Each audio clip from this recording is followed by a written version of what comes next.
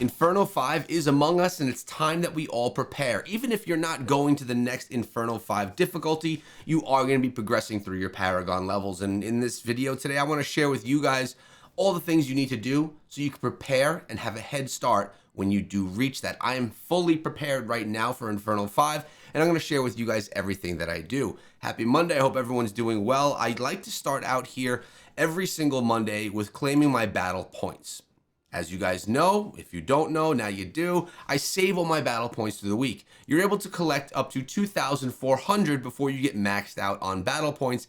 I save them all for Mondays when the Paragon level resets itself so that I can get more rewards. As you can see right here, I'm already one Paragon level above Server Paragon, and this is without even playing yet since the 10 Paragon level bump every Monday. I'm at 80% rewards. This Paragon level just about 5 hours ago was 1,170. So I was then 11 levels up and only receiving 30% rewards. I save my Battle Pass rewards so that on Monday I can get back to 80% right here, and I'll then be able to get more of the experience that I'm actually earning and a nice jump into the Paragon level. But that's not exactly what it is all about here. This is more preparation in place than just saving your stuff until Monday. By the way, we're only 2 weeks away from 1,200 Paragon level, which is Inferno 5 difficulty. Inferno 5 is going to be, it's going to be crazy because we're going to have 31,100 combat rating recommended, which I am not at yet. So this is why I'm talking about how we're going to be preparing for this. Typically, I get my blessings every single day, and I save my blessing rewards, and I take them on Mondays as well. But because the Shadow Immortals just turned last night, if I didn't claim those rewards, I would have lost them. So I claimed them last night for minimum experience, actually, because I was only gaining the 30%. But first, let's start things out right here. We're going to probably get around 14 progressions. Remember, we were at 1,180. Let's claim all of these now. I like to claim the largest one first, which is going to be right here. Boom, boom. Let's see how many levels of Paragon we actually gain from this, but more importantly, how many levels of the Battle Pass we're going to be gaining right now. You have to be able to deal with the red dots all week long and all that mess. And if you can, then you get 19 levels of Battle Pass. So we just essentially completed our Battle Pass. We only had a few more levels to go. We're going to claim all the rewards. We'll grab all of them. We are going to be getting the new cosmetic as well with this. Get some rare crests, which is nice. Some hilts, which we've been low on. We're going to get a choice. Oh, okay. We're going to go with the Fervent Fang right now. Actually, you know what? Let's go with the Telluric Pearls. And over here, we're going to have choice again. I'm going to go with Telluric Pearls. And we got ourselves the Plague Reaper armor, which is going to put us in right now. So we should be wearing that as we get out of here. Yes, we are. Take a look at this armor really quickly for those of you that haven't gotten it yet. Boom. Looking good with that nice casket and that skeleton hanging off the back. Really cool looking. The cosmetic, we'll just keep it as it is for the weapons right now. But what else can we do? Because that's just our Monday progression here that you just went through. Well, first of all, whenever you're doing any of your bounties or open world farming, when you're getting close to the next Paragon level, you could start doing that on the next difficulty. Yes, it's going to be more difficult. It's going to take you longer to get through enemies, but you can do it when you're getting quite close, as long as your combat rating is getting close to the next tier. Now, why would you do this? Why are you going to open world farm a next Paragon level? And the reason is very simple. All the drops that you're going to be getting, and we're really focusing on legendary drops right here, they're going to be of that next hell difficulty or of that next inferno difficulty. So any weapons that we get, and I'll give you an example in a moment right here, any weapons that you get, whoa, and then you could die like that for sure. Let's revive in town because we're right there. They're going to be of the next level. You have to be very safe. You have to make sure that you don't really get struck by your enemies. Like this guy right here, he's a big boy. We're going to just stay out of his way. And I want to try and get a piece of gear here so you can see what I'm talking about. I am playing on PC, so it's really a little bit weird for me. There we go. We'll take him down, hopefully. No gear. No gear. I'm waiting for a... No! Oh my gosh. I'm giving you guys the worst example right now. There we go. Let's get all my skills up. There we go. And we're just going to get out of the way. We're going to let that happen on its own.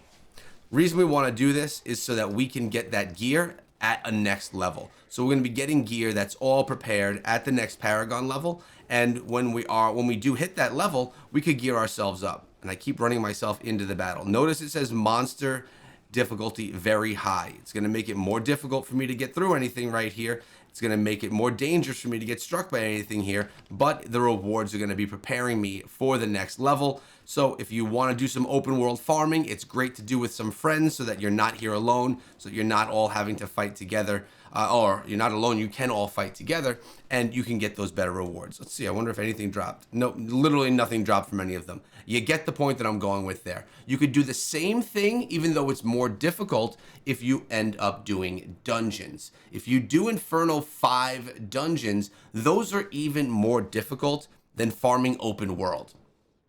So you're going to have to get carried by someone that's extremely strong.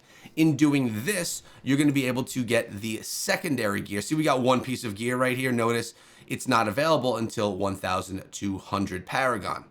Once we get there, we'll be able to use this piece of gear. This is just the blue piece, not that we're going to use it, but the legendary ones are ones that we would hold on to and see if they were something that would be viable for us to use. But for the dungeons, they're nice because then any of these green items that you're going to have dropping, they're going to be dropping at the Inferno 5 level, which is very important because you're going to be changing out all of your stuff over here. All of these goodies. Let me change the background right here as well. Boom. All these goodies are going to be switched out for Inferno 5 versions of them. Even if they're the same, you're going to want to get the Inferno 5 version with a higher combat rating on top of them. So you're going to want to do those dungeons as well. But we're going to head back to West March because there's other things that we can do over there outside of the open world farming, which, as you can see, as you just saw, is very difficult. I'm also playing as a necromancer, and I'm kind of a glass cannon if I don't stay behind any of my spawn. But for now, we're going to be coming on over here and doing a little bit more in West March. So secondary gear we were just speaking of, right? Let's head on over here to the blacksmith. You'll notice that in my bag, we have some of these fabled wisps. You see those green things right there? We have 27 of them that are for Inferno 4, and we only have 7 for Inferno 5.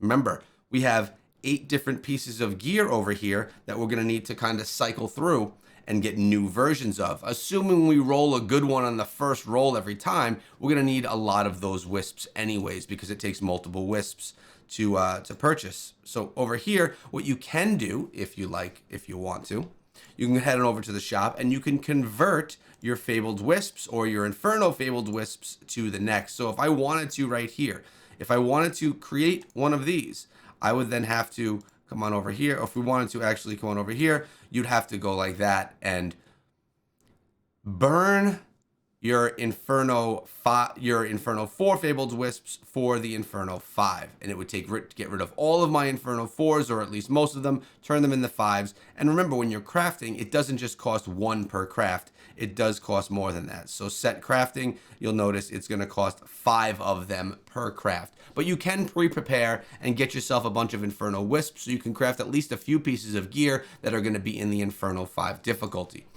More importantly than that, and something that I do actually even better than that, is save up legendary gear.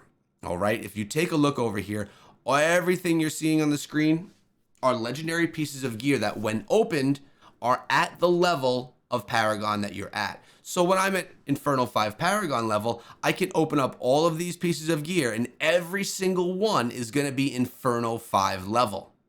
This is going to essentially switch out all of my gear on my primary side of things, all 8 pieces of primary gear. In addition, you'll notice down here that there is also 2 rows, which is 12 pieces of secondary gear that when I open it up, it will also be at Inferno 5 level. This is also very nice because I have chances of grabbing the proper pieces of gear that I want from these 12 unopened pieces of gear. I'm very curious because I have one piece of gear up here, this one right here, all solo by itself. And I'm wondering, why is that sitting all by itself and not with all the others? It's been there the entire season. Maybe it's something very, very special. I'm not sure. Now, the last thing that I want to share that you could probably do to get yourself ready, besides open world farming, and besides getting yourself gems from lairs so you could buy other things, other gems that you may need along the way, that's your typical grind, is going to be fishing. I don't do a lot of fishing, but fishing is a good way for you to be able to turn in your fish and be able to get legendary pieces of gear. It's going to give you gear in this form. So then you'll be able to then use those and get the better pieces of gear when you do switch to the next Infernal difficulty. There's not a lot of science here, but there's a lot of smart choices that you can make so that when that Infernal level jumps, as I said, we're going to Infernal 5, you're ready and prepared to go so that you can kind of get a jump over everyone else. As you can see right here, like I did for my Monday rewards, we just jumped 3 Paragon levels just from collecting our gear.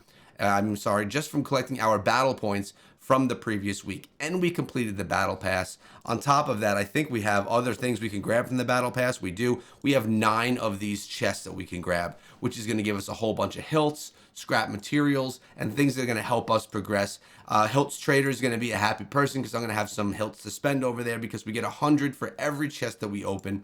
Now, as we are getting less and less battle points, of course, this will slow down because we are only receiving 60% rewards right now for anything that we get because we are above the Paragon level. So that is the guide. That is the walkthrough. That's how you should be preparing. We have 2 weeks. As you can see, it was a little bit difficult for me to do Infernal 5 difficulty just as myself out in the open world. I'll probably have to team up with some friends, do some circle farming with them.